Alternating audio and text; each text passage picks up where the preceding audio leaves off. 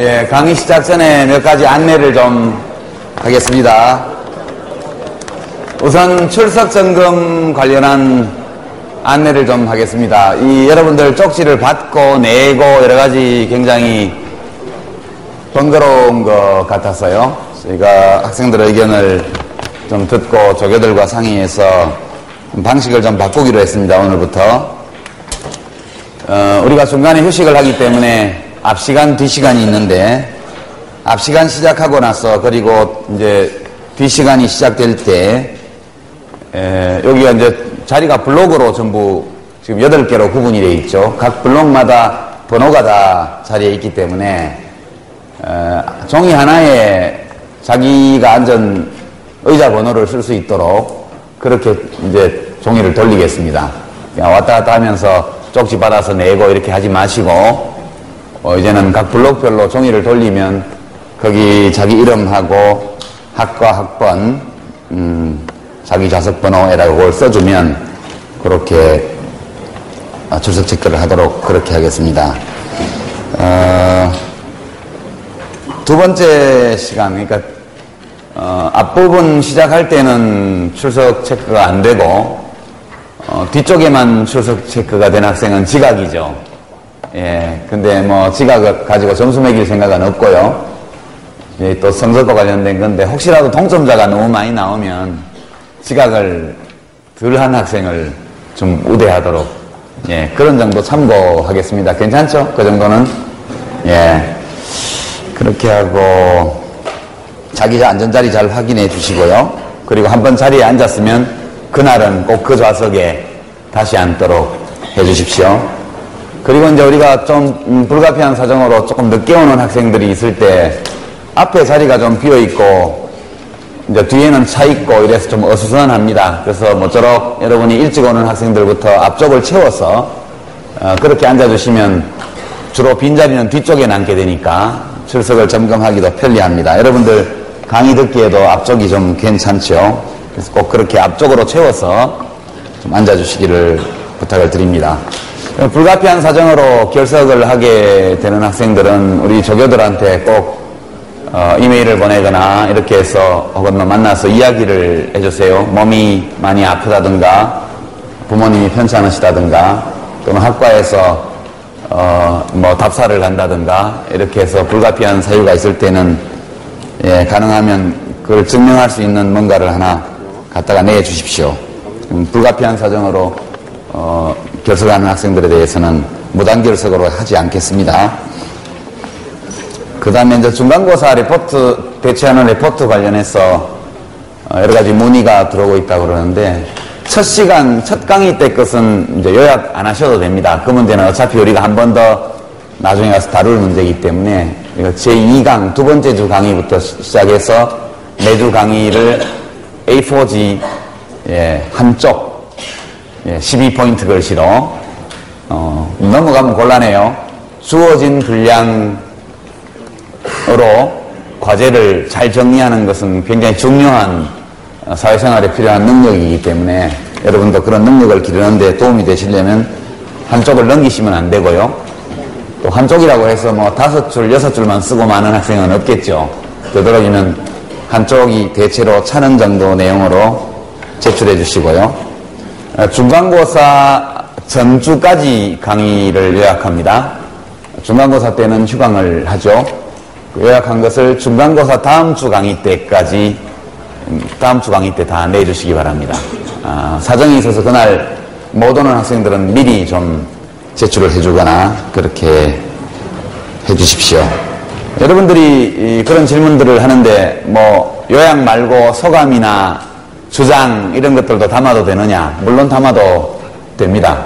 되는데 기본은 역시 우리가 함께 공부한 것을 요약하는 것이 기본이고, 너무나 요령 있게 잘 요약한 나머지 공간이 남았다, 뭐 그런 경우에는 여러분 자신의 독특하고 탁월한 견해를 같이 넣어주는 것도 무방하겠습니다. 제대로 요약하지 않고 주관적 견해만 써버리면 좀 곤란하죠. 예, 그 점을 좀 유념해 주시고요. 그리고 다시 말씀드리지만 제1강 첫 번째 주 강의는 이 레포트에 요약하지 않으셔도 됩니다. 그리고 동영상 게시판에 지난 강의에서 탁월한 질문 또는 수업 진행에 도움을 주는 탁월한 의견, 질문들에 대해서 가점을 주기로 했는데 늘 거기다가 게시판에 공지하겠습니다. 지난주에는 좀 그 전주보다 많은 학생들이 가점을 받았습니다. 그래서 도메인을 아시겠지만 usimin, 유시민.tv 거기가 이제 우리 동영상이 올라가는 홈페이지이고 게시판이 있는 홈페이지입니다. 여기를 이용해 주시고요. 질문지도 이제 공책 찍고 수첩 찢어서 막 내니까 저도 보기가 굉장히 불편하고 여러분도 불편한 것 같아서 질문을 낼 때 필요한 서식도 따로 준비를 했습니다. 이따 이제 전반부 수업 끝나고 조교들에게 받아서 거기다가 질문을 적어서 내주시기를 부탁을 드립니다. 많이 이용해 주십시오. 이런 정도 강의와 관련된 추가 안내를 드렸고요. 혹시 강의 진행과 관련해서 또 다른 의문이 있는 학생들은 게시판을 이용해서 또는 이메일을 이용해서 조교들과 소통을 하시기 바랍니다. 오늘 주제는 아주 어려운 것입니다. 경제학 분야가 굉장히 다양하고 폭이 넓지만 이거 조명 꺼졌네? 이 동영상에 이게 너무 어둡게 나온다고 그래서 작은 조명을 설치를 했는데 실컷 설치해놓고 불이 안 들어오네. 예. 오늘 우리가 환율 변동에 대해서 공부하는 날인데 이것은 경제학의 여러 분야 중에서도 가장 복잡하고 난해한 분야입니다. 제가 최근에 들은 소식으로는 미국 주요 대학의 MBA 과정에서 이런 금융시장론이나 이런 것들을 파생상품, 파생금융상품 이런 것들에 대해서 가르치는 강의의 기존 교재들을 다 폐기하고 주요 경제신문들의 기사를 모아서 수업을 하고 있다 이런 얘기를 들었습니다. 최근에 미국 서프라임 모기지론 관련된 혼란에서 시작해서 전 세계적인 금융 대란으로 연결된 이런 사태가 도대체 왜 일어나는 것인지, 또 1997년도에 우리나라를 덮쳤던 외환위기가 도대체 왜 일어나는 것인지, 최근 우리나라 돈 원화의 가치가 하루에 50원 이상씩 등락하는 이런 널뛰기식의 화폐 가치 변화가 어떤 과정을 통해서 무슨 이유 때문에 이렇게 일어나는 것인지 이런 것들을 공부하는 시간입니다. 굉장히 복잡해요. 여기에는 우선 화폐가 무엇인가, 화폐는 어떤 기능을 하느냐 이런 문제가 하나 들어있고요. 돈이 뭐냐, 돈이 뭐길래 이런 문제. 화폐가 무엇인지에 대해서 우리가 오늘 공부를 맨 먼저 합니다. 두 번째는 그냥 화폐가 아니고 국제거래에서 서로 다른 화폐가 일정한 비율로 교환되죠. 그러니까 국제무역, 그 다음에 서로 다른 화폐의 거래. 화폐는 이따 다루겠지만 뭘 거래하는 데 필요한 매개 수단인데 화폐 자체가 거래 대상이 되어 있죠. 그래서 돈과 돈이 서로서로 바꾸어지고 거래되는 이런 시장이 왜 생겼고 어떻게 기능하고 있는지 이런 것들을 또 봅니다. 아울러서 이런 국제 간의 거래들이 어떤 식으로 파악되고 어떻게 분류되는지, 그리고 그러한 국제 간의 거래가 이런 화폐의 움직임과 어떻게 관련되어 있는지 이런 것들을 그 다음 단계에서 보고요. 마지막 단계에서 어떤 경우에 1997년도와 같은 그런 하나의 국민 경제, 개방 경제가 지불불능 상태에 빠지는 외환 위기가 올 수 있는지, 그때 일어났던 그 사건과 최근 우리가 목격하고 있는 국제금융시장의 대혼란 또는 원화가치의 굉장히 급속한 하락, 소위 9월 위기설, 9월이 다 갔으니까 위기는 없었죠. 소위 말하는 위기. 그러나 뭐 또 10월에 그런 일이 없으라는 보장은 없고, 그래서 지금 우리가 목격하고 있는 이러한 금융시장의 요동현상, 이런 것들이 어떤 물질적인 근거 또는 실체적 근거를 가지고 있는지, 10년 전의 그 사건과 최근 사태 사이에는 어떤 유사점과 어떤 차이점이 있는지, 이런 것들을 마지막에 공부하게 됩니다. 그 전반부 강의에 다 다룰 수는 없고요. 전반부 강의를 듣고 나면 여러분의 머릿속에 쉬는 시간에는 아하, 97년도 외환위기와 같은 사건이 이런 식으로 일어날 수 있겠구나 라든가, 또는 지금 우리가 보고 있는 이런 현상들이 98년도와 이런 점에서 유사하구나, 97년도와, 또는 다르구나, 이런 느낌들을 여러분이 좀 가지게 되기를 희망합니다. 그것이 오늘 수업의 목표입니다. 여러 가지 궁금한 점들이 많을 것이기 때문에 쉬는 시간에 뭐 어떤 주장을 하기는 어려울 정도로 전문적인 영역이긴 하지만, 여러분의 소박한 질문 이런 것들을 하다 보면 제가 미리 생각하지 못했던 그런 문제들에 대해서도 뒷부분에 다루게 되지 않을까 이렇게 생각을 합니다. 먼저 돈이 뭐길래, 돈에 대해서 한번 생각해 보는 시간입니다. 돈은 악마의 금전이다, 그런 표현도 있듯이 돈이 이게 참 굉장히 큰 문제예요. 돈이 많아도 문제, 너무 없어도 문제. 한 개인도 그렇고 국가도 그렇고, 돈은 너무 많아도 안 되고 너무 적어도 안 되는 그런 것입니다. 우선 화폐, 유식한 말로. 오늘의 주제는 이렇게 정했죠. 내가 안내를 그렇게 했나요? 환율의 마법. 정말 마법적인 현상입니다. 우선 화폐는 여러분이 다 알고 있는 내용입니다. 화폐는 교환의 매개 수단이죠. 교환을 매개하는 수단입니다. 그러니까 화폐의 정의는 지불 수단, 뭔가를 가져오면서 그 대가로 뭔가를 지불할 때 그것을 지불하는 수단으로서 손쉽게, 이게 아주 중요합니다. 손쉽게 사용할 수 있는 자산, 이렇게 말합니다. 가장 일반적인 화폐에 관한 정의, definition이 되겠습니다. 화폐는 우선 지불 수단이 될 수 있어야죠. 어떤 이유에서든 사람들이 그것을 지불 수단으로 받아들여야 됩니다. 다양한 이유가 있을 수 있지만 어쨌든 그 다음에 손쉽게 사용할 수 있어야 돼요. 지불 수단으로 굉장히 잘 받아들이는 거지만 손쉽게 사용할 수 없으면 화폐로 쓸 수가 없습니다. 근데 뭐 구석기 시대에 무거운 돌멩이를 굴려서 화폐로 사용한다, 곤란하겠죠. 그러니까 손쉬운 것 때문에 한때 인류 역사에는 조개 껍데기 또는 귀금속 이런 것들이 화폐로 사용되었습니다. 이게 손쉽게라는 뜻은 임의적으로 분할이 가능해야 돼요. 조금씩 분할할 수 있어야 됩니다. 화폐 한 단위, 10단위, 100단위로 구분할 수 있는 거, 쉽게 가지고 다닐 수 있는 거, 변조나 위조가 어려운 거, 뭐 이런 조건들이 여기 다 들어있습니다. 그 다음에 자산이에요. 자산. 화폐 그 자체가 어떤 가치를 가지고 있어야 돼요. 화폐 그 자체도. 화폐도 자산의 한 형태입니다. 그러니까 여러분이 생각을 해보시면 오랜 세월 이전에는 귀금속이 주로 화폐로 사용이 됐다는 걸 알고 있죠?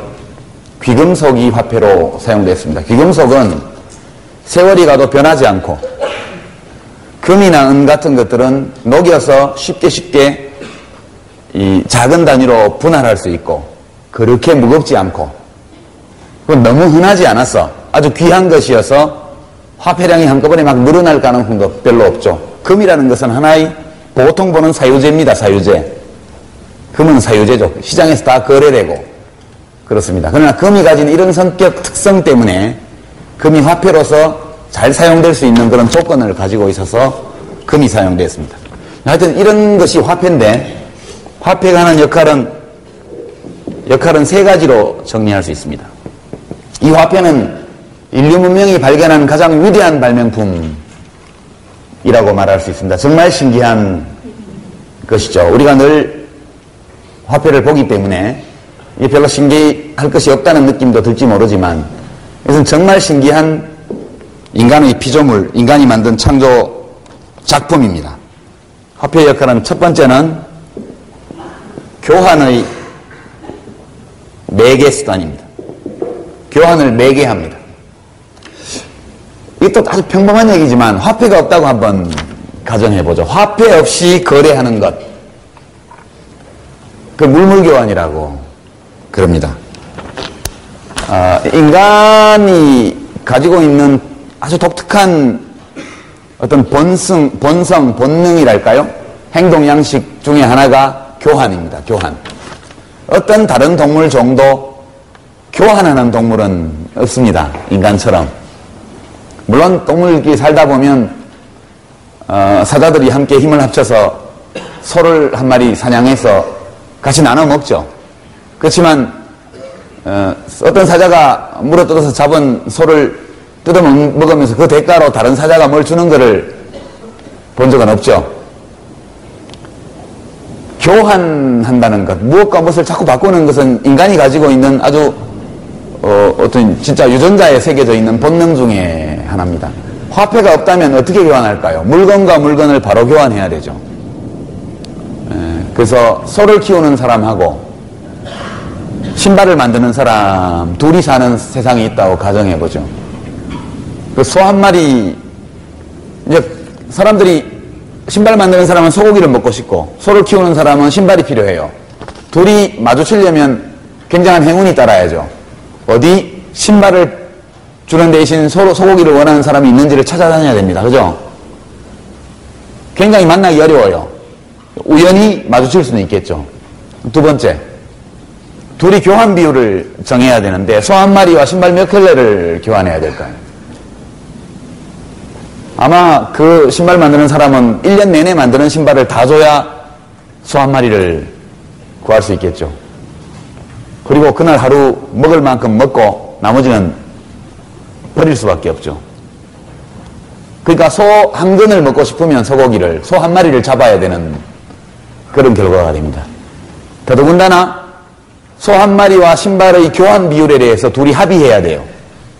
이것이 두 번째 우연입니다. 처음에는 그 두 거래 당사자가 만나야 하고, 두 번째는 둘 사이에 교환 비율이 합의되어야 됩니다. 굉장히 불편한 거래 방식이죠. 대개 이런 것은 이제 한 국가가 거의 망해서 더 이상 그 국가의 화폐가 유통되지 않는 그런 상황에서 물물교환이 금방 생겨납니다. 전쟁이 터졌을 때, 이럴 때 패전의 멍에를 쓴 나라의 화폐는 통용되지 않죠.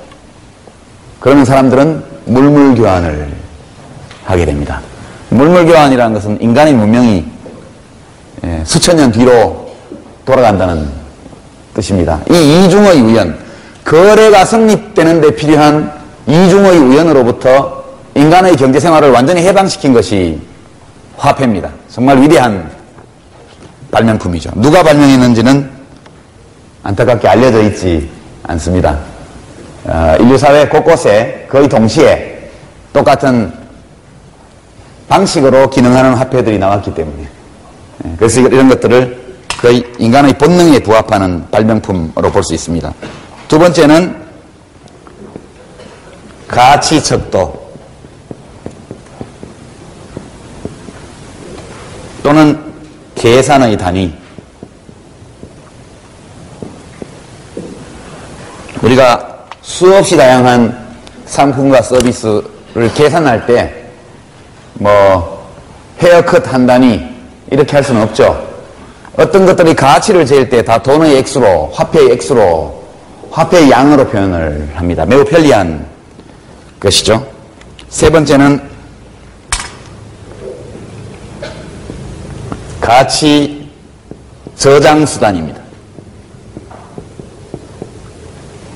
마약상이 현금으로 필로폰 값을 받아서 금융기관에 집어넣으려면 금융당국이 굉장히 눈을 번뜩이면서 감시하죠. 가장 편리한 방법은 항아리 속에 현금을 묻어놓는 거죠. 그래가지고 사건이 잊혀지고 수사당국의 추적이 다 끝나고 나서 세월이 많이 갔을 때 다시 항아리 뚜껑을 열고 돈을 꺼냈으면 됩니다. 가치를 축장 또는 저장하는 수단이 됩니다. 물론 저장하고 있는 동안 이자를 못 받으니까 인플레가 생겨서 가치가 약간 하락하긴 하지만 그래도 여전히 가치를 축장하는 주요한 수단입니다. 가치 저장 수단은 화폐 말고도 많죠. 화폐는 가치 저장 수단으로서 좋은 것은 아닙니다. 인플레 때문에. 부동산, 금과 같은 귀금속, 골동품, 고가의 예술품 이런 것들이 전부 가치의 축장 수단 혹은 저장 수단이 됩니다. 그래서 돈이 많은 분들이 그런 걸 사죠. 돈이 많은 분들이 그런 걸 삽니다. 왜 골동품이나 세계적인 예술가들의 미술작품이 돈 있는 사람들에게 의해서만 거래되느냐? 돈이 없는 사람은 살 능력도 없으려니와 거기다가 그만한 가치를 저장해둘 아무런 이유가 없기 때문에 그런 것이죠. 화폐의 역할은 이렇습니다. 그럼 이 세상에 화폐가 얼마나 많을까? 사람들은 그걸 알고 싶어 하죠. 왜냐? 그래야 정부가 화폐량이 얼마만큼 있는지를 알아야 화폐량을 조절할 수 있습니다. 화폐가 너무 적다. 그런데 아무 일도 하지 않으면 문제가 발생해요. 예컨대 1년 동안에 우리가 1000조 원어치의 거래를 한다고 치죠. 1000조 원. 근데 이제 경제가 막 성장하고 사람들이 거래를 많이 해서 거래량이 2000조 원 규모로 늘었어요. 그런데 시중에 유통 중인 화폐가 수량이 늘지 않으면 어떤 현상이 생길까요? 가격이 하락해야 됩니다. 가격이. 화폐 교환 방정식이라고 하는데요. 이거 하나만 알아두면 몹시 편리합니다.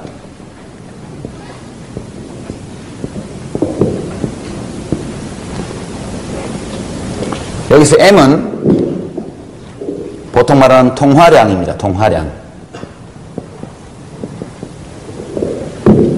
V는 화폐 유통속도입니다. 유통속도. P는 물가 수준입니다. 물가. Q는 거래량입니다. 이것은 원래 방정식이 아니고 항등식이죠. 항등식. 세계 거면 항등입니다. 언제나 같다. 2007년도 작년에 대한민국에서 이루어진 모든 거래에는 화폐가 상품과 서비스가 가는 반대쪽으로 화폐가 흘러갔죠. 그러니까 거래된 것의 양에다가 그 거래된 상품의 가격 수준을 곱하면 그것이 화폐 액수로 표시된 거래 총량입니다. 그죠? 이게 근데 1000조 원이다. 그러면 여기 좌변도 1000조 원이 있어야 돼요. 항상. 만약 화폐량이 100조 원이라면 이 화폐가 10번 돌았어야 된다는 얘기입니다. 10번. 거래에 10번 써졌다는 뜻입니다. 사고적으로 계산을 해보면 언제나 같을 수밖에 없죠. 누군가가 돈을 받지 않고 물건을 그냥 준 걸 제외하고 돈을 받고 거래한 걸 다 따지면 항상 이 방정식이 이것이 성립합니다. 항등입니다. 항등. 이것을 왜 방정식이라 그러냐 하면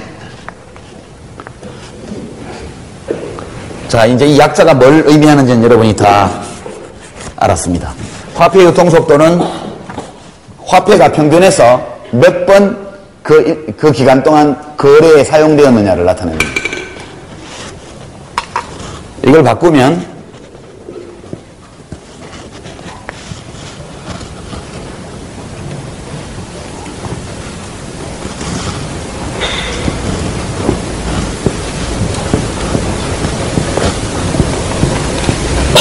이렇게 되겠죠? Q를 그냥 반대쪽으로 넘겼습니다.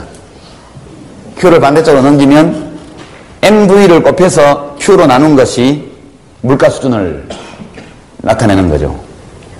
여기서 통화량이 일정하다고 합시다. 일정하다는 뜻은 바를 위에 설치합니다. 바를 설치하면 이 통화량이 정부가 통화량을 변화시키지 않아서 통화량이 일정하다고 가정하고 이 경제가 성장하지 않는 경제여서 같은 규모의 거래만 계속 일어나는 나라라고 생각해보죠.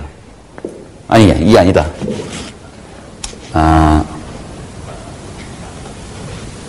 V를 일정하게 합시다. 일단은 V에 발을 치고 화폐 유통 속도, 사람들의 이 거래 행태는 짧은 시간에 변하지 않는다 이렇게 가정을 해보죠. 그러니까 어느 것을 고정시키느냐에 따라서 각각 이 물가 수준과 다른 것이 어떤 관계를 맺느냐를 우리가 알 수 있습니다. 굉장히 편리하게. 그러면 우리가 V바 나누기 Q바를 상수로 가정할 수 있겠죠. A라는. 이거는 정해진 값이니까. 그러면 이 방정식은 Q분의 V를 A라고 쓴다면 AM은 P가 됩니다. 만약 우리가 통화량과, 만약 그 거래량과 화폐 유통 속도를 일정하다고 가정하면 물가 수준이라는 것은 언제나 통화량의 변화에 의해서 일어난다. 그런 뜻입니다.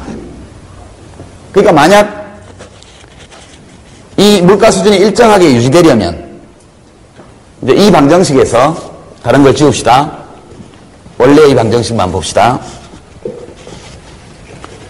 여기에서 화폐 유통 속도가 일정한데, 그죠? Q가 올라간다고 합시다. 경제가 자꾸 성장해요. 거래량이 많아진다는 것은 경제활동이 증가하는 거니까 경제가 자꾸 성장한다고 할 때 M이 따라서 올라가지 않으면, 만약 M이 일정하다면 P가 그만큼 내려와야 되죠. 이것이 디플레이션입니다. 통화량이 시중에 돌아다니는 화폐의 양이 너무 작으면 경제 성장을 가로막게 돼 있어요. 이게 거래를 뒷받침 못해서. 반면에 거꾸로 경제 성장은 별로 이루어지고 있지 않은데 정부가 어떤 이유에서든 통화량을 증가시켰다고 합시다. 뭐 한국은행에서 화폐를 찍어서 막 돈을 꿔주든, 아니면 우리가 오늘 다루게 될 해외에 수출을 너무 많이 해가지고 돈이 많이 들어왔던 어떤 이유에서든. 근데 이것이 경제가 성장하는 속도보다 더 빠른 속도로 통화량이 증가하면 이 방정식이 성립하려면 물가가 올라야 됩니다. 이 이야기는 무슨 얘기냐면 시중에 돈이 너무 많이 풀리면 물가 인상이 일어난다는 뜻입니다. 경제가 성장하는데 충분하게 화폐 공급을 늘려주지 않으면 경제 성장에 지장이 초래된다. 그런 뜻이에요. 그러니까 화폐가 제가 너무 많아도 좋지 않고 너무 적어도 좋지 않다. 이렇게 말했는데 어떤 개인에게는 많을수록 좋겠죠. 돈이 많을수록 좋겠죠. 개인에게는 다다익선이라고 말할 수 있습니다. 물론 돈이 많으면 귀찮은 일도 많이 있을 겁니다만 전반적으로 사람들이 개인에게 있어서는 돈이 많을수록 좋다. 그러나 하나의 국가, 하나의 국민 경제에는 돈이 너무 많으면 물가 인상이 일어납니다. 돈이 너무 적으면 경제 성장의 지체 현상이 초래됩니다. 이 화폐 교환 방정식이라는 것이 아무 의미가 없는, 그야말로 트리비얼하다는 논리학에서 옳은 얘기인데 별다른 의미가 없는 공자님 말씀 같은 거를 트리비얼하다고 얘기를 하는데요. 이것은 항등입니다. 항등이지만 이 네 가지 변수 사이에 어떤 관계를 보기 위해서 다른 두 개를 고정된 값으로 가정을 하면 관계를 뚜렷이 볼 수 있기 때문에 이것을 방정식이라고, 이거 하나 지우고 이렇게 쓰는 겁니다. 이건 이제 보통 전공 과정에서 경제학하는 학생들이 배우는 건데, 이것은 매우 편리한, 누구나 다 이해할 수 있습니다. 그것이어서 설명을 했고요. 그 다음 단계로 가봅시다. 화폐가 무엇인지, 화폐가 어떤 기능을 하는지 알았습니다. 그리고 우리 대한민국에 혹은 미국에 화폐가 얼마나 많이 있는지를 측정을 해야 됩니다. 측정을. 그래야지만 국가가 지금 시중에 돈이 너무 많다든가 지금 인플레가 일어나고 있는데 원인이 화폐량이 너무 많은 데 있다 하면 통화량을 줄이는 쪽에 정책을 쓰고, 지금 통화량이 너무 많이 풀려서 물가 인상이 우려된다. 그러면 여러 가지 방법으로 통화량을 감축시킵니다. 이론적으로. 근데 실제로 우리 대한민국의 통화량이 얼마냐, 이걸 재는 방법이 있어야 돼요. 그래서 여기서 M을 통화량이라 그럽니다. 여기서 통화 또는 화폐라는 것은 지불수단 또는 교환의 매개수단으로 쓰이는 모든 것들을 통칭하는 거죠. 현금만 말하는 게 아닙니다. 그래서 여러 가지 기준에 따라서 통화량을 재는 기준이 다릅니다. 여러분 신문 기사를 보다 보면 시중 통화량이 늘었다든가 줄었다든가 정부가 통화량을 늘리려고 한다든가 줄이려고 한다든가 이런 보도들이 나옵니다. 그때 M1, M2, M3라는 표현을 신문에서 볼 수 있습니다. M1은 뭐냐? 아까 말했죠. 화폐란 손쉽게 지불수단으로 사용할 수 있는 자산, 그런 뜻입니다. 이것은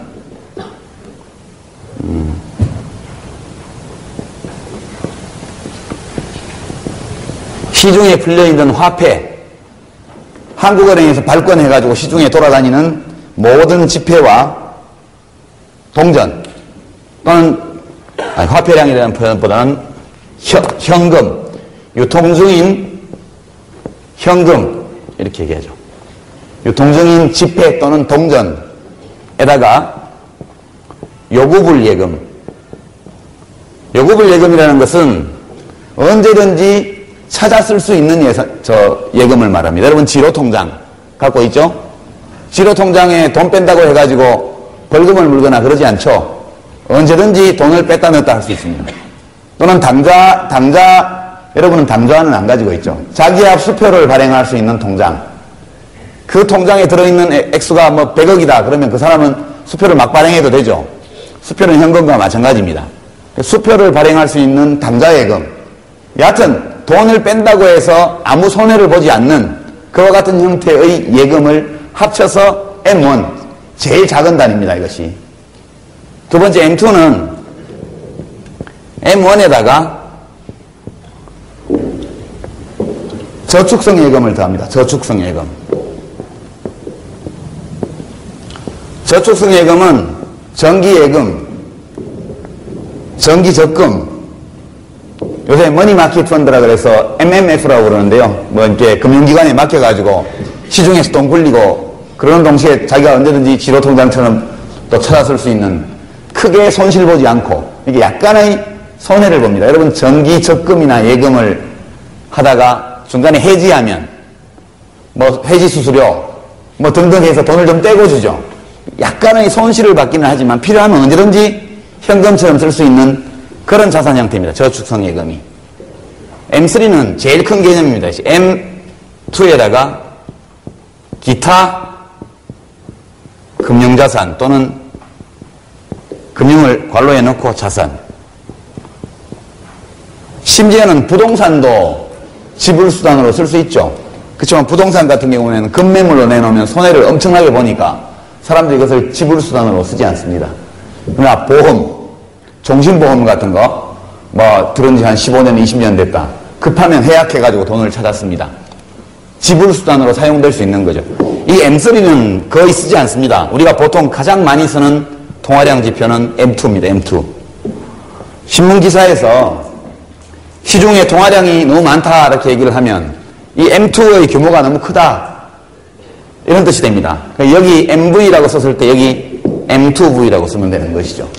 여기서 쓰는 M이라는 것의 범위는 M1, 유통현금, 요구불예금, 거기에다가 저축성 예금을 포함한 이 전체 크기를 시중통화량이라고 합니다. 이건 단순히 그냥 금융시장에서 경제 동향을 판단하기 위한 통계적인 목적으로 사용하는 그런 계측단위입니다. 계측단위. 그렇게 이제 설명을 하고요. 시간이 벌써 이렇게 됐네. 자, 여기까지 우리가 돈에 대해서 살펴봤습니다. 그 다음에는 외국돈, 우리 돈 말고 외국돈에 대해서 살펴봅니다. 외국돈도 우리 돈과 꼭 마찬가지의 돈입니다. 그 나라 안에서는 지금 설명한 화폐의 기능, 화폐의 역할, 화폐량의 측정 방식까지 다 동일한 것들을 사용합니다. 외국돈이 문제가 되는 것은 외국돈을 외화라고 그러죠. 외화 또는 외환이라고도 합니다.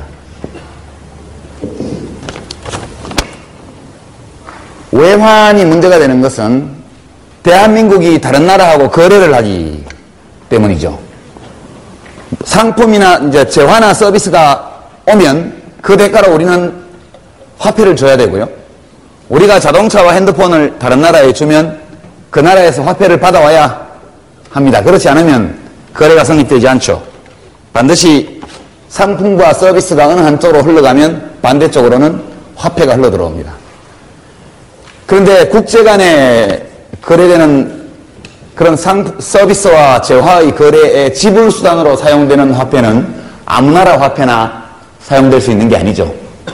신뢰성이 있는 화폐라야 지불수단으로 사용됩니다. 만약 금 같은 귀금속이 뭐 한 1년 지나가지고 썩어버린다. 그러면 화폐로 사용됐을 리가 만무합니다. 그래서 뭐 물고기라든가, 그죠? 배추라든가 이런 것들은 화폐로 사용될 수 없는 것이죠. 대한민국의 원화는 우리나라 안에서는 아무 문제 없이 통용되지만 국제 무대에 나가면 신뢰를 얻고 있지 못하죠. 지불수단으로 사용할 수가 없습니다. 국제시장에서는. 물론 필리핀, 뭐 말레이시아, 인도네시아 이런 데 관광 가가지고 천원 한국 돈도 받아요. 가능하죠. 국지적으로 중국이라든가 이런 데 가면 통합니다. 그게.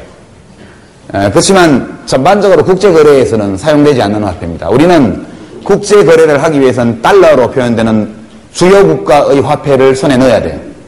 그것이 유로, 달러, 엔, 그 세 가지가 지금 제일 중요한 국제적인 통화입니다. 그래서 통칭해서 그냥 달러라고 하죠. 달러. 그냥 달러라고 합시다. 달러 가지면 세계 어디 가서도 거래가 되니까요. 여기 대한민국입니다. 여기 외국입니다. 여기에서 미국을 외국이라고 하죠. 세계에는 한국과 미국 두 나라만 있다. 이렇게 가정하면 됩니다. 그러니까 한국을 제외한 모든 나라를 다 묶어서 외국 이렇게 얘기합니다. 여기 상품, 서비스가 외국으로 수출되죠. 그럼 여기로 달러가 옵니다. 우리가 여기서 상품이 아니라 재화와 서비스, 이걸 통칭해서 상품이라고 그러죠. 여기서 마찬가지로 재화와 서비스를 우리가 사오면 반대로 달러가 가야만 합니다. 우리가 수출을 왜 하느냐? 수입하기 위해서. 수출은 선이고 수입은 악인 것처럼 생각하는 경우가 많죠. 그러나 사실은 진실은 그게 아니고 수입이 선입니다. 선. 종이 쪽지에다 잉크 묻혀갖고 내보내면 외국에서 만든 좋은 물건이 다 들어오잖아요. 그만큼 좋은 게 어디 있어요? 수입은 선이고 수출은 악입니다. 수입하려니까 달러가 필요하고 달러를 벌려니까 수출을 할 수밖에 없는 거죠. 종이 위에 미국 연방준비은행 뭐 글씨 써진 잉크 발라놓은 그거를 받고 엄청나게 힘들어서 만든 걸 다 주잖아요. 우리가 미국에. 수출은 악이죠. 수입이 선입니다. 근데 수입을 하려면 수출을 해야 되니까 수출이 선인 것처럼 이야기하는 거죠. 소비는 선이고 저축은 악이죠. 그죠? 소비하면서 사는 게 좋지 맨날 저축하면서 사는 게 좋습니까?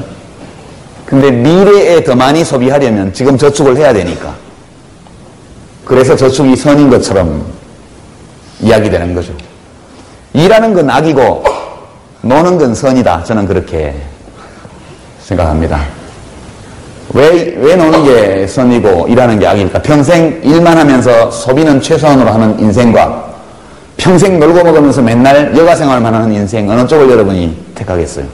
당연히 거의 모든 사람이 후자를 택하죠. 먹고 놀려면 돈이 있어야죠. 돈을 벌기 위해서 일을 하는 겁니다. 그렇죠? 예, 큰 회사의 회장님들은 일하는 그 자체가 목적인 것처럼 자기 삶의 보람인 것처럼 이렇게 착각하시는 분들도 굉장히 많아서 뭐 주 40시간 노동제 이러면 이렇게 놀아가지고 나라가 어떻게 되겠어? 놀기 위해서 경제성장하는 것이죠. 사실은 우리가 갖고 있는 많은 관념들이 도착되어 있습니다. 제일 좋은 거는 재화와 서비스를 외국에서 가지고 오는 게 제일 좋아요. 그럴 수만 있다면. 세상에 공짜가 없기 때문에 이걸 가지고 오려면 반드시 이걸 내보내야 돼요. 그래서 달러가 들어오고 이 달러로 이걸 사올 수 있으니까. 이때 국내에서 거래되는 모든 것들은 원화로 거래됩니다. 여기 거래되는 모든 것들은 달러로 거래가 되죠. 여기서 이제 복잡한 외환거래의 문제가 필연적으로 발생합니다. 그래서 여러분 참고 삼아 잠깐 신문기사를 읽을 때 참고하기 위해서 몇 가지 개념을 소개하고 갈게요. 외국과 대한민국 사이에서는 많은 것들이 오갑니다.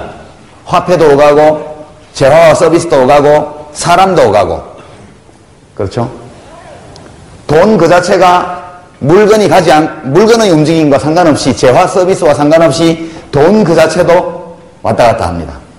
그래서 이 대한민국과 외국 사이에서 거래되는 게 뭐 있나를 다 따져보는 것이 국제수지 통계입니다. 국제수지 통계. 여러분, 경상수지 적자, 금년도에 몇 년 만에 적자폭 확대, 이런 보도를 많이 보시죠. 국제수지에 관한 용어 설명만 잠깐 하고 넘어갑니다. 두 나라 사이에 얼마만큼의 재화와 서비스가 오고 갔느냐를 기록하는 것이 무역수지입니다. 이것을 원래 용어를 직역하면 재화와 서비스 수지 이렇게 됩니다.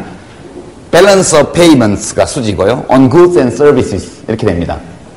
Balance of Payments on Goods and Services 몰라도 돼요. 그냥 국제수지 중에서 재화와 서비스 수지는 무역수지를 말한다. 우리가 어떤 재화, 서비스를 밖에 내보내고 갖고 들어오고 이걸 얼마어치를 했느냐를 기록하는 것이 무역수지입니다. 여기에다가 박찬호 선수가 미국 가서 벌어온 돈, 이승엽 선수가 일본 가서 벌어온 돈, 이런 것을 요소소득이라고 합니다. 노동력이라는 요소를 미국 메이저리그 시장에 팔고 일본은 뭐죠? 일본 야구는 뭐라 그러나? 재팬 리그인가요? 하여튼 일본 프로야구 시장에 가서 팔고, 우리 박주영 선수가 프랑스 리그에 가서 AS 모나코 선수로 뛰면서 연봉을 받고, 이런 것들이 전부 요소소득입니다. 노동력이라는 생산 요소를 제공해주고 얻어온 소득이에요. 또 자본 투자를 해가지고 우리나라 어떤 사람이 외국에 자본 투자를 해서 거기서 이익을 벌었다. 중국 펀드, 베트남 펀드 등등 해가지고 여기서 해외 펀드 해가지고 돈 벌어오잖아요. 그러니까 전부 자본을 제공함으로써 얻는 소득. 이게 요소소득입니다. 이 무역수지에다가 요소소득 플러스 이전지출. 이전지출은 공짜로 주는 거예요. 우리가 방글라데시에 원조를 한다든가 그냥 돈을 주는 거죠. 또는 미국에 있는 친척한테 우리가 돈을 받는다든가, 이렇게 그 이전 지출이라고 합니다. 우리가 받거나 주거나 그냥 공짜로, 이런 것들을 다 합쳐서 경상수지라고 합니다. 경상수지.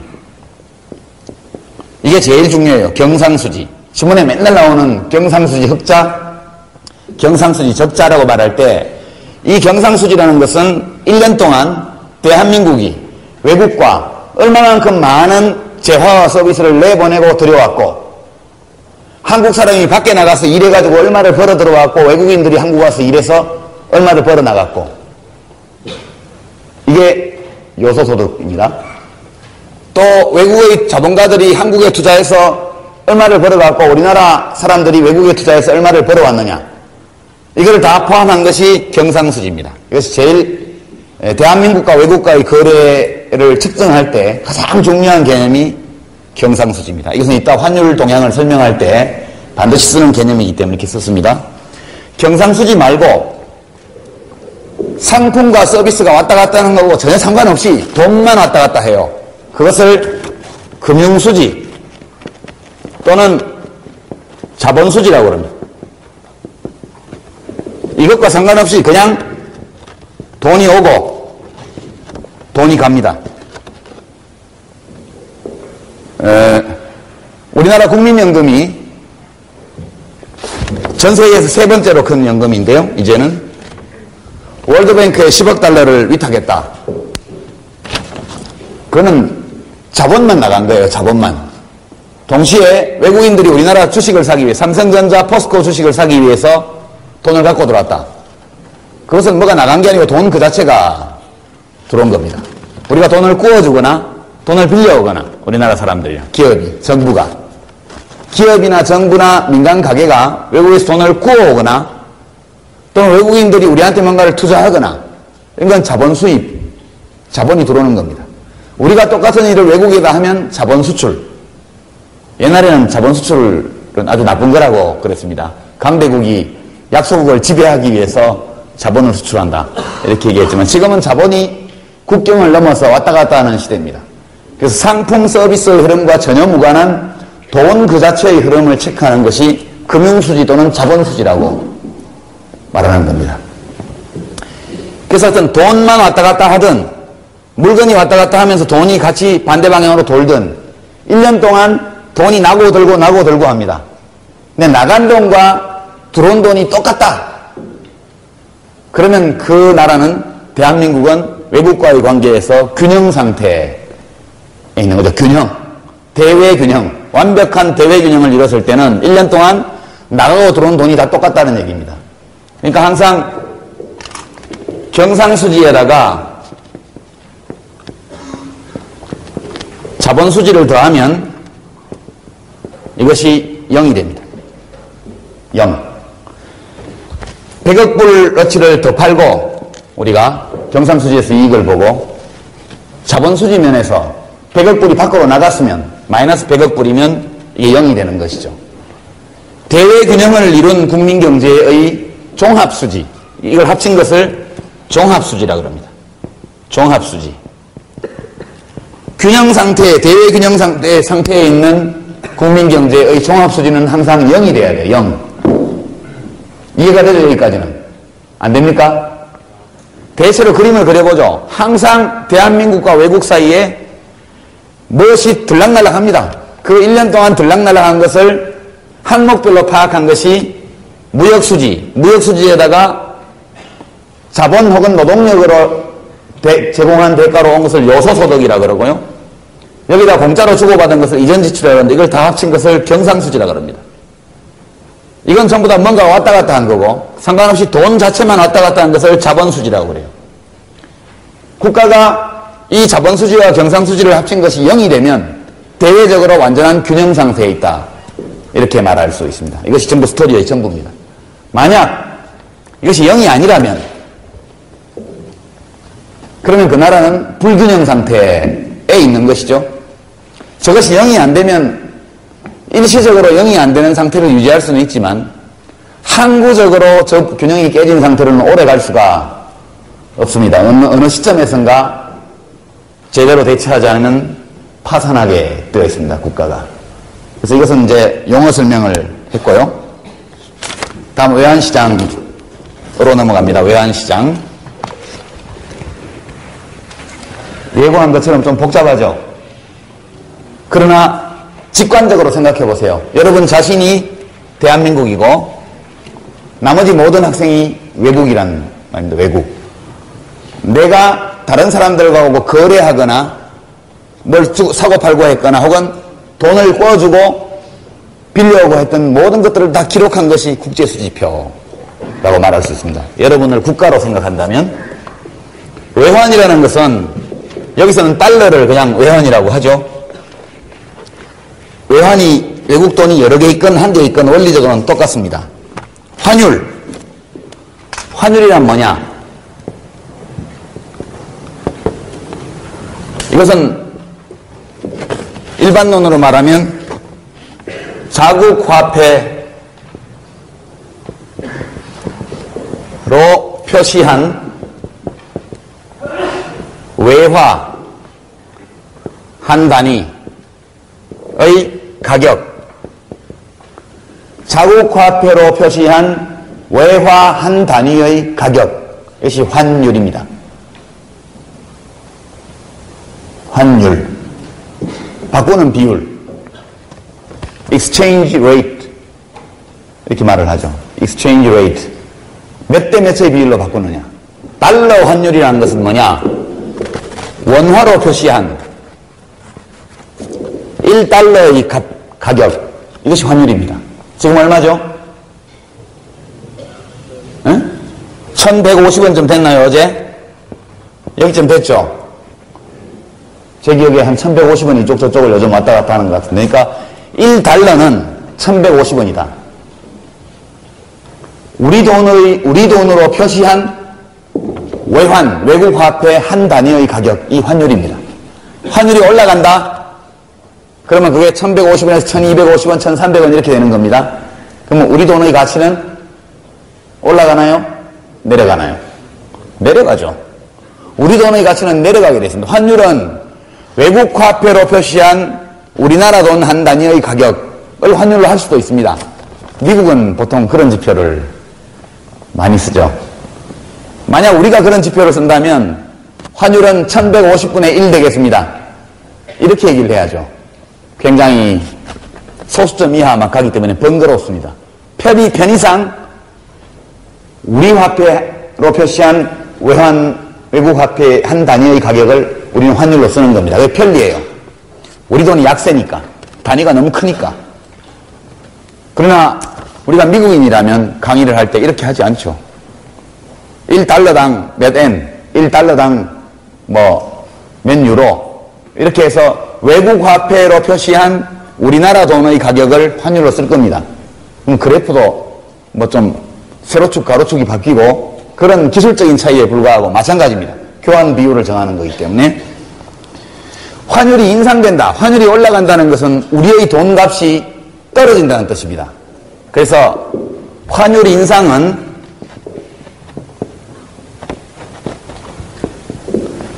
원화의 평가절하라고 합니다. 평가절하. 평가를 깎는다. 그런 뜻입니다. 가치가 내려갔다. 반대로 환율 인하는 원화의 평가절상이라고 합니다. 평가가 올라갔다는 뜻입니다. 환율이 높은 게 좋을까요? 낮은 게 좋을까요?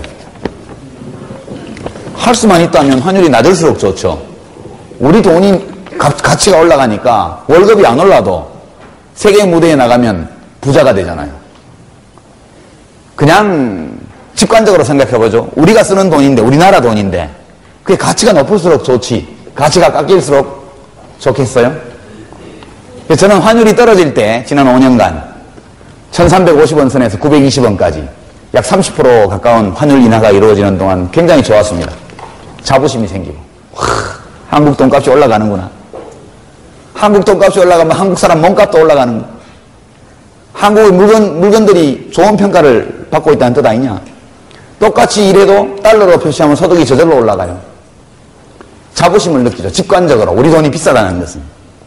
근데 그때도 보도를 보면 환율 1000원 붕괴, 환율 950원 선 위협 이렇게 나옵니다. 왜 그렇게 나올까요? 그것은 언론 보도가 수출 대기업의 이익을 대변하기 때문에 보도가 그렇게 나오는 겁니다. 너무나 빠른 환율의 하락, 너무나 빠른 환율의 인상은 좋지 않습니다. 그러나 점진적인 환율 하락이나 환율 인상은 그것은 매우 자연스러운 일입니다. 근데 보면 환율이 뚝뚝 내려갈 때마다 수출기업 비상, 국가대책 서둘러야 전쟁 난 것 같죠? 환율 950원 선 위협, 장중 한때 940원 붕괴 그렇게 나옵니다.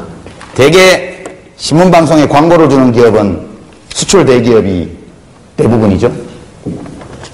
수출 대기업의 경우에는 환율이 올라간다는 것은 100만원짜리 우리 물건을 달러로 표시하면 값이 오른다는 뜻이에요. 장기적으로 볼 때. 이따 우리가 다루게 되겠습니다만. 그러니까 수출업자들에게는 환율이 인상되면 인상될수록 우리 물건값이 싸지는 거기 때문에 수출이 더 잘 될 수 있고 그래서 좋아하죠. 그런데 대한민국이 어디 수출업자만 사는 나라인가요? 그렇습니다.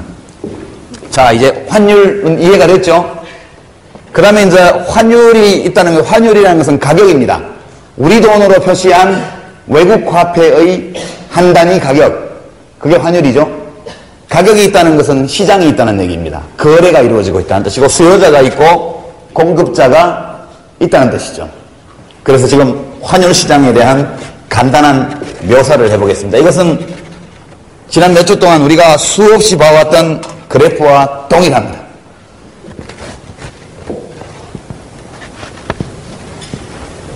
여기 보통 가격 이렇게 들어가 있죠. 여기서는 뭐라고 쓸까요? E라고 할까요? exchange. 예.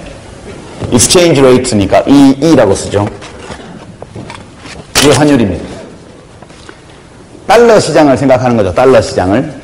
달러를 사고 팝니다. 달러 자체가, 외환 자체가 거래 대상입니다. 화폐가 교환의 매개수단이고 지불수단인데 화폐 그 자체가 거래 대상이 된 것이 외환시장이죠. 늘 보던 그래프입니다. 이렇게. 여러분도 경제학자가 될 수 있죠. 일단 이 그림만 그릴 줄 알면 예, 경제학자가 됩니다. 이것은 달러의 공급 곡선입니다.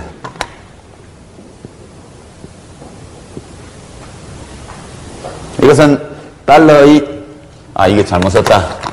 공급 곡선을 S라고 하고 수요 곡선을 D라고 썼.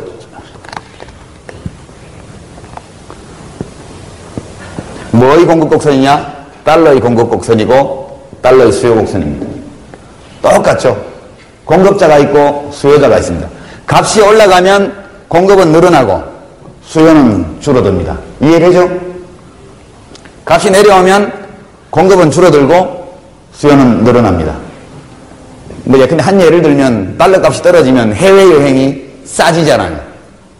사람들이 여행을 많이 가기 위해서 여행을 가려면 달러로 여행자 수표를 사고 또는 달러로 원화를 주고 달러를 교환하고 달러 수요가 막 늘어나게 돼 있어요. 저절로. 그래서 공급자들의 경우에 달러 값이 내려가면 덜 내놓으려고 그러죠. 달러 값이 오르면 시장에 달러가 어디 숨어있던 게 다 튀어나옵니다. 지금 바꿔놔야지. 또 내려갈지 모르니까. 일반적인 상품의 움직임과 똑같습니다. 다만 차이가 있다면 수요자와 공급자가 보통의 상품과는 다릅니다. 자, 이제 지금부터 수요자와 공급자가 어떤 사람인지를 잠깐 살펴보죠. 누가 달러를 살라고 그러겠어요? 달러를 사려고 하는 사람. 달러를 구입할 필요가 있는 사람이 어떤 사람이 있을까요? 자, 큰 소리로. 수입업자, 오케이. 수입업자가 물건을 밖에서 사오려면 달러가 있어야죠. 자, 수입업자. 그 다음 또 누가 있을까요? 응? 예. 유학생, 당연히, 예. 근데 이건 좀 무시합시다, 지금. 만약 우리가 미국 대학에서 제공하는 교육 서비스, 미국 대학에서 유학하는 것을 교육 서비스를 사는 거로 간주한다면, 그것은 미국 대학이 하버드 대학이 제공하는 교육 서비스를 구입하는 거죠. 수입입니다, 수입. 마찬가지로 수입업자로 말할 수도 있습니다. 그죠? 말고. 응? 누구? 외국인. 외국으로 돈을 내보내야 되는 사람들. 상품 거래와는 상관없이 외국으로 돈을 내보내야 되는 사람. 이것을 자본 수출업자라고 하겠습니다. 이것은 상품 수입업자고. 상품을 밖에서 사오려는 사람은 달러가 필요해요. 외환시장에서 달러를 구하려고 그러죠. 달러 수요자입니다. 동시에 외국은행에 내가 투자를 해야 되겠다든가 베트남에 투자를 한다든가 중국에 투자를 한다든가 혹은 미국의 리먼 브라더스를 매입해야 되겠다. 산업은행에서 추진했죠. 리먼 브라더스를 합병해서 산업은행이 사겠다. M&A 하겠다. 어마어마한 돈이 필요하죠. 자본 거래를 위해서 우리나라에서 외국으로 자본을 수출하려고 하는 사람들이 있습니다. 화폐를 내보내려고 하는 사람들. 그 사람들을 자본 수출업자라고 합니다. 또 누가 있을까요? 응?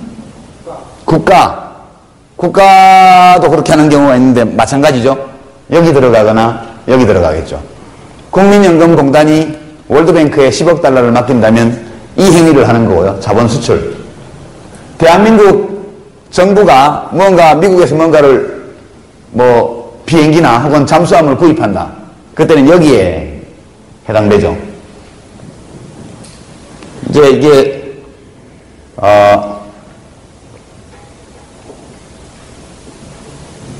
예. 하여튼, 둘만 봅시다, 그러면. 자본 수출업자, 수입업자. 자본 수출업자를 좀 내국인과 외국인으로 나눠볼 수 있겠죠. 여기서는 그 부분을 간단하게 여기서 폐기합시다. 그래서 그냥 상품 수입업자와 자본 수출업자가 달러 수요자다. 공급자는 누가 될까요? 반대로 하면 되죠. 상품 수출업자. 두 번째는 자본 수입업자입니다. 상품 수출업자는 자동차를 팔았으면 달러를 받죠. 그거 갖고 뭐 해야 돼요? 종업원들 월급도 줘야 되고 협력업체에 납품대금도 줘야 되고 다 줘야 전국적으로 원화로 다 바꾸게 되어 있습니다. 달러를 가지고 들어와서 팔죠. 자본 수출을 하는 사람들이, 상품 수출을 하는 사람들이. 자본 수입업자는 외국에서 돈을 꼬았어요. 국내에서 그걸 써야 돼요. 반드시 원화로 바꿔야죠. 국내에서 거래를 하려면. 그래서 달러를 누가 시장에서 공급하느냐 하면 이 두 집단 이 달러를 공급합니다. 다른 사람도 많아요. 어떤 개인들 그냥 투기 목적으로. 하지만 원론적으로 보면 이 사람들이 달러를 수요합니다. 달러를 필요로 하는 사람들이에요. 외환 시장의 변동이라는 것은 다 이 두 집단의 선택, 두 집단의 행동과 관계가 되어 있습니다. 시간이 너무 부족한데요. 그러면 이 시장에서 어느 시점에선가 수요 곡선과 공급 곡선이 이렇게 생겼다면 거래량은 이렇게 되고 균형 환율은 이렇게 되겠죠. 트리비얼한 겁니다. 트리비얼한 거. 트리비얼하다는 것은 논리학적으로 맞는 말인데 그 자체가 의미하는 바는 없다. 그런 뜻입니다. 그냥 이것은 맞는 말인데 우리가 이 수요 곡선과 공급 곡선이 어디에 위치하고 있는지 구체적으로 어떻게 생겼는지에 대한 정보를 갖고 있지 않기 때문에 그 이상의 의미는 없는 겁니다. 외환시장이 있으면 수요 곡선이 우하향하고 공급 곡선이 우상향해서 어딘가에 균형 가격, 균형 환율과 균형 거래량이 있다. 까지만 이것은 얘기를 하는 겁니다. 그럼 도대체 환율은 왜 변동하는 것일까? 왜 환율은 변동하는 것일까? 왜 변하는 것일까? 그것을 설명하기 위해서 이 그림을 설명하였습니다. 환율 변동의 원인 세 가지가 있습니다. 첫 번째는 장기 원인이고요. 두 번째는 단기적 원인이고 세 번째는 초단기적 원인입니다. 제일 장기적인 원인은 물가입니다. 물가. 두 나라가 한국과 미국이 거래를 하고 있는데 두 나라가 교역을 하고 있어요. 아무런 변화가 없다고 합시다. 해마다 똑같은 양의 상품과 서비스가 거래되고 해마다 똑같은 양의 자본 거래가 이루어진다고 가정하죠. 두 나라는 모두 성장률이 제로고 인구도 그대로고 기술 수준도 그대로고 아무것도 변하지 않는 스테디 스테이트 상태, 평형 상태에 있다고 가정을 하는 거예요. 근데 어떤 이유에 의해서 그 이유라면 예컨대 한국은행이 갑자기 돈을 찍어서 통화량을 늘렸어요. 어떤 이유에 의해서든. 그래서 한국의 물가가 2배가 됐다고 하죠. 미국의 물가는 가만히 있어요. 한국의 물가는 2배가 됐어요. 환율이 어떻게 될까요? 환율이 2배로 올라야죠. 자, 이제 가만히 생각해 봅시다. 이 매직펜 하나가 지금 현재 1달러는 1,000원이라고 합시다. 이게 1,000원짜리예요. 1,000원짜리. 미국 수도 1,000원, 미국 수도 1달러, 한국 수는 1,000원. 두 나라 사이에는 거리가 너무 가깝고 인간에게 공간을 순식간에 이동하는 기술이 있어서 운송 비용은 하나도 들지 않는다. 이렇게 가정을 합시다. 들어도 결과는 마찬가지예요. 한국에서는 1,000원, 미국에서는 1달러. 근데 물가가 2배로 올랐다는 것은 이것이 2,000원이 됐다는 얘기죠.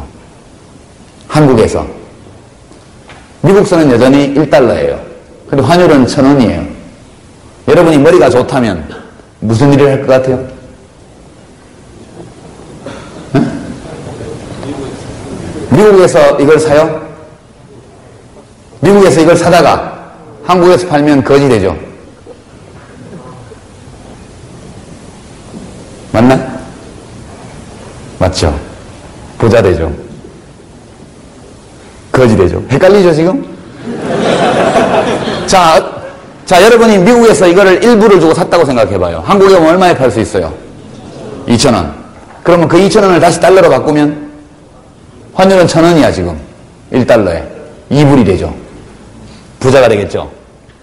미국서 1불 주고 사가지고 한국에 와서 2,000원 받고 팔고 그 2,000원을 다시 달러로 바꾸면 2불이 되니까 2배 장사를 할 수 있죠.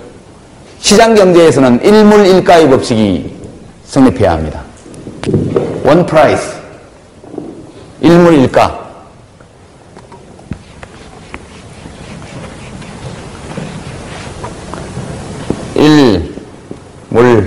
일물일가.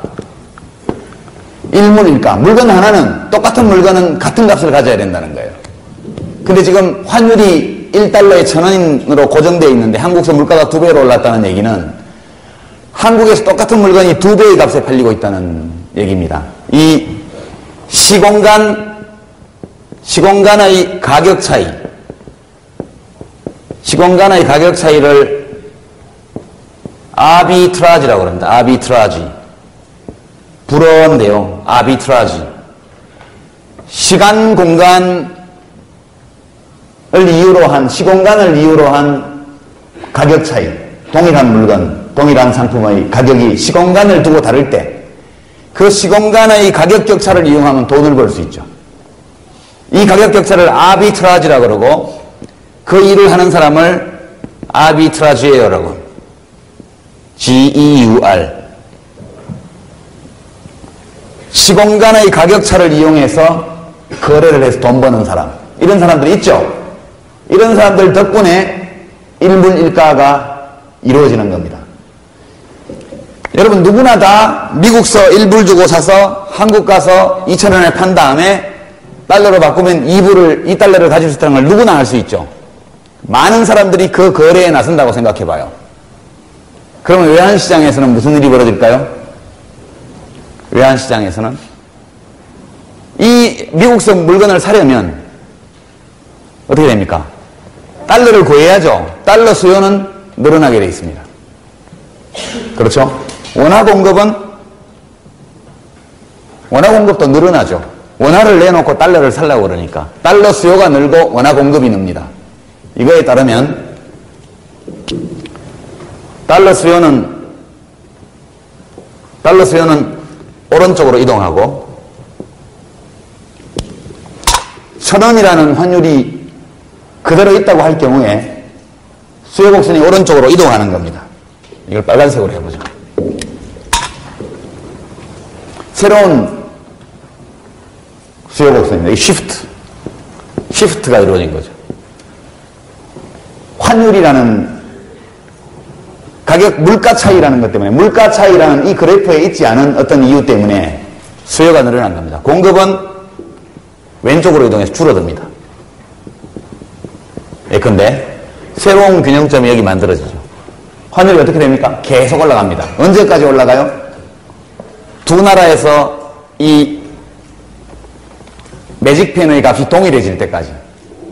어느 시점에 가면 예컨대 1불에 2,000원.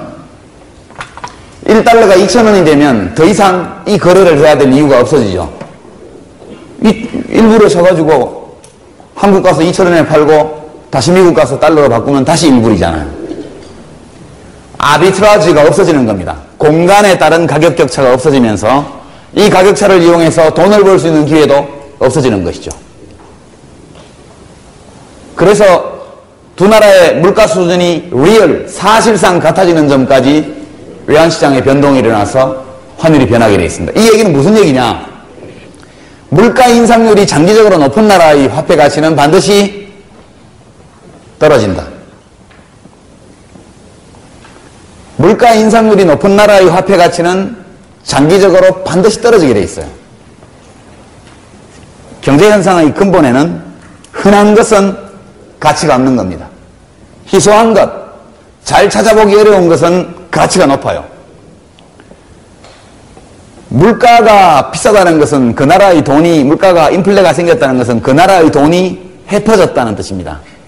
그 나라 화폐의 희소성이 줄어들었다는 얘기예요. 가치가 떨어진 겁니다. 그 나라의 돈의 가치가 떨어지면 떨어질수록 그 나라 화폐로 표시한 외국 화폐의 가격은 올라가게 되겠죠. 환율이 인상됩니다. 우리나라 화폐의 가치 하락과 환율의 인상이라는 것은 동일한 얘기죠. 그래서 여러분이 나중에 뭐 인터넷에 딱 쳐가지고 시계열 데이터를 한번 보세요. 달러화의 환율 변화 그래프 이렇게 보면 최근에 들어와서 이런 등락이 있지. 1960년대 이후에 계속해서 달러 대비 원화 가치는 하락해 왔습니다. 환율은 옛날에 뭐 1달러에 뭐 무슨 500원도 안 하던 시절도 있었지만 그것이 꾸준히 올라와서 IMF 전에 800원대까지 환율이 인상이 됐죠. 그러다가 갑자기 2,000원까지 올라갔다가 다시 920원까지 내려갔다가 지금 다시 1,150원, 1,200원까지 올라갔죠. 이것은 단기적인 변동이고 이런 단기 변동이 쭉 있지만 큰 흐름을 보면 원화 가치는 지속적으로 하락해 왔습니다. 엔화에 대해서 그전에 유로화 등장 전에 마르크화에 대해서 스위스 프랑에 대해서 홍콩 달러에 대해서 거의 모든 주요한 나라의 화폐에 비해서 한국의 화폐 가치는 계속해서 하락해 왔습니다. 원인이 뭐냐? 통화량 때문이에요. 박정희 대통령 시절에는 돈을 막 찍었다고. 그때는 중앙은행의 독립이니 뭐 이런 게 없었어요. 세금 내라고 그러면 국민들이 불쾌해하죠. 요새 감세 때문에 난리인데 세금 내라고 해서 기분 좋아할 국민이 없잖아요. 가장 손쉽게 세금을 거둘 수 있는 방법, 국가가 돈을 찍어서 푸는 겁니다. 그러면 그 순간 화폐를 가지고 있는 모든 사람들이 조금씩 손해를 봐요. 돈을 가지고 있는 만큼 전반적인 화폐 가치 하락으로 인해서 자기도 모르는 사이에 국가의 세금을 열심히 내고 있는 결과가 되죠. 대한민국은 지난 80년대 중반까지는 통화정책이라고 할 만한 것이 없었어요. 국가가 통화량을 자기 마음대로 조절했습니다. 지속적으로 통화량을 증가시켜서 국민들이 가지고 있는 화폐 자산, 금융자산의 가치를 하락시키고 거기서 오는 이익을 국가가 가져가서 사용을 했던 겁니다. 그래서 1990년대 초까지 원화 가치는 쉴 새 없이 하락의 하락을 걸어왔다. 이렇게 말씀드릴 수 있겠습니다. 저 같은 사람은 어릴 때부터 지금까지 한 10년 전까지 우리나라 돈 가치가 떨어지는 것만 봤지 올라가는 걸 한 번도 못 봤거든요. 그러다 마침내 1990년대에 들어와서 우리 돈 가치가 올라가기 시작하더니 IMF가 나버렸죠. 두 번째 이유는, 이게 아주 장기적인 이유는 물가입니다. 물가 인상률이 높은 나라의 화폐 가치는 물가 인상률이 그보다 낮은 나라의 화폐에 비해서 가치가 하락하게 되어 있습니다. 미국의 인플레이율과 한국의 인플레이율은 차이가 굉장히 컸거든요. 1970년대에는 물가 인상률이 25%였습니다. 1년에. 상상이 안 되죠? 1년에 25%, 좀 적게 오르는 해가 15%. 과자 사 먹고 며칠 후에 또 용돈 얻어서 사러 가면 그 사이에 100원 올라 있어요. 오일 쇼크가 왔을 때는 라면이 어제까지 200원이었는데 다음날 가니까 300원이 돼 있고 또 일주일 후에 400원이 되고 이런 정도로 물가 인상이 심했던 나라입니다. 우리나라가. 그래서 이제 그랬던 거고요. 단기적으로는 경상수지입니다. 경상수지 흑자를 보는 나라의 화폐는 가치가 올라가게 되어 있습니다. 지속적으로 경상수지 흑자를 보는 나라, 그러니까 우리가 사오는 물건보다 더 많은 물건을 팔아치운 나라의 화폐 가치는 올라가게 되어 있습니다. 올라가야 정상입니다. 안 올라가면 문제가 생기게 되어 있습니다. 지속적으로 경상수지 적자를 보는 나라의 화폐 가치는 반드시 하락해야 됩니다. 하락하지 않으면 엄청난 문제가 생기게 되죠. 왜냐? 경상수지 흑자를 봤다는 것은 수출업자가 내보낸 상품 벌어온 돈이 수입업자가 밖에서 쓴 돈보다 많다는 얘기예요. 그렇죠? 수출업자가 더 많은 돈을 벌어와서 달러를 팔고 원화를 샀어요. 국내에 갖고 들어와가지고. 시중에는 달러 공급이 넘칩니다. 그러면 달러 값은 떨어지게 돼 있어요. 서울 외환시장에서. 그래서 경상수지 흑자를 보는 나라의 화폐 가치는 경상수지 적자를 보는 나라의 화폐 가치에 비해서 올라가게 되어 있습니다. 그러니까 우리나라가 경상수지 흑자를 보면 볼수록 환율은 떨어져야 돼요. 이해가 됩니까? 기본 원리는 흔한 것은 가치가 없다. 그게 기본 원리입니다. 우리가 수출을 많이 해서 달러를 많이 벌어오면 달러가 흔해지기 때문에 달러 가치가 없어지는 거예요. 달러 가치가 줄어든다는 것은 환율이 하락한다는 뜻입니다. 지난 5년간 약 우리가 1000억 달러의 경상수지 흑자를 봤죠. 대한민국이. 지난 5년간 아마 970억 달러인가 그 정도의 경상수지 흑자를 기록했습니다. 누적 5년 동안. 그 5년 동안 달러의 가치는 1350원에서 920원까지 떨어졌죠. 2002년도에 연평균 달러 환율이 대개 1320원, 30원 그쯤 됐습니다. 2007년도에 920원, 925원 연평균 환율이. 그 같은 기간에 약 1000억 달러 정도의 경상수지 흑자를 우리나라가 봤던 거죠. 두 번째 환율 변동 원인은 경상수지 흑자냐 적자냐. 적자 보면 돈값이 없어지고 흑자를 보면 우리 돈값이 올라간다. 그렇게만. 원리는 똑같습니다. 전부 외환시장에서 달러 공급, 달러 수요와 관련된 문제들입니다. 단기적인 거죠. 이건 단기라는 것은 한 달, 두 달이 아니고 1년, 2년, 3년 정도. 여기서 장기라고 말하는 것은 10년, 20년, 30년을 얘기하는 거고요. 단기라고 하는 것은 1년, 2년, 3년, 4년, 5년 정도를 이야기하는 겁니다. 근데 이 경상수지 흑자, 적자, 물가 수준이라는 것이 하루에 변하나요? 하루에 변하지 않죠. 하루에 달러 환율이 5%, 10%씩 늘뛰기를 합니다. 이 현상은 물가라든가 경상수지와는 아무 관계가 없는 것이죠. 아무 관계가 없습니다.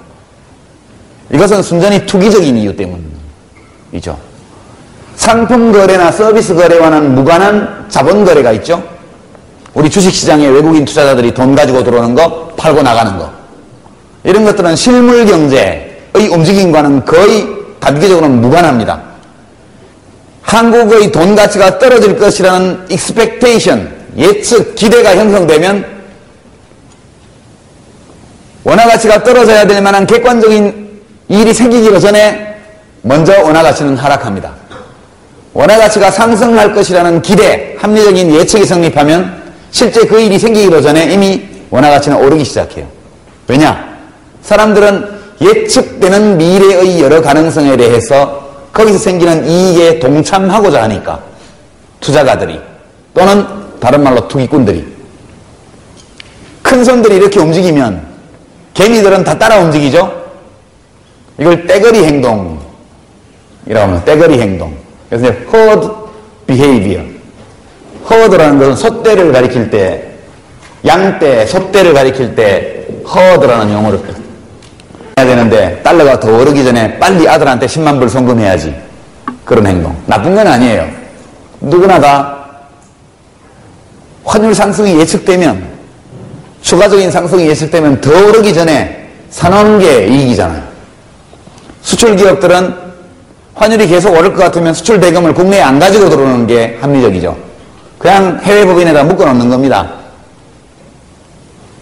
훨씬 더 원화 환율이, 원화 가치가 떨어져서 달러 값이 오르고 나서 그걸 바꾸면 돈이 훨씬 많이 생기니까 모두가 같은 방향으로 움직이는 거죠. 모두가 다. 그렇게 하다 보니까 약간만 이런 게 생기면 이렇게 올라가고 약간만 이런 게 생기면 이렇게 내려오는 겁니다. 전적으로 투기적인 현상이다. 이것은 소위 신자유주의 금융자유화 뭐 이렇게 얘기하기도 하고요. 미국식 자본주의가 야기한 사태다 이렇게 말하기도 하지만 적어도 모든 사람들에게 외환 거래의 자유를 부여한 이상은 이와 같은 사태를 근본적으로 막을 수 있는 길은 전혀 없다. 이제 전반부 강의를 여기서 마치겠습니다. 지금 논리의 연쇄가 어떻게 왔는지를 다시 한번 정리하겠습니다. 맨 먼저 우리 돈에 대해서 살펴봤어. 돈이란 무엇이고 화폐란 무엇이고 화폐는 어떤 역할을 하며 한 사회의 화폐량을 측정하는 통화량을 측정하는 기준은 뭔가, 물가와 통화량 사이에는 어떤 관계가 있는가, 이런 것들을 기본으로 우리가 살펴봤습니다. 그리고 한국과 외국 사이에서 무엇이 오가고 있고 상품과 서비스 혹은 자본이 오가는 것들을 통계에서 어떻게 이것을 측정하는지 기록하는지에 관해서 국제수지표, 무역수지, 경상수지, 자본수지 또는 금융수지, 종합수지 이런 개념들에 대해서 살펴봤습니다. 그리고 나서 외국의 화폐가 다른 상품이나 서비스가 되는 것처럼 보통 볼 수 있는 수요자와 공급자가 만나는 시장을 통해서 형성된다는 것, 그리고 이 시장에 영향을 미치는 요인이 물가, 경상수지, 그리고 투기적인 기대심리 이런 것들이 작용하면서 아주 장기적으로는 물가의 지배를 받고 단기적으로는 경상수지의 영향을 강하게 받고 초단기적으로는 투기적 행동의 영향으로 인해서 환율이 등락한다.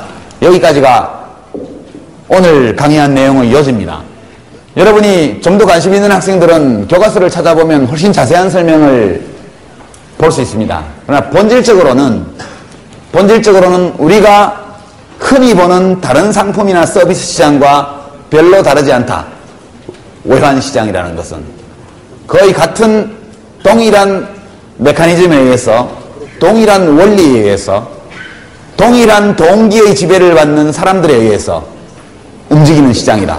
이렇게 정리를 하겠습니다. 이제 쉬고 나서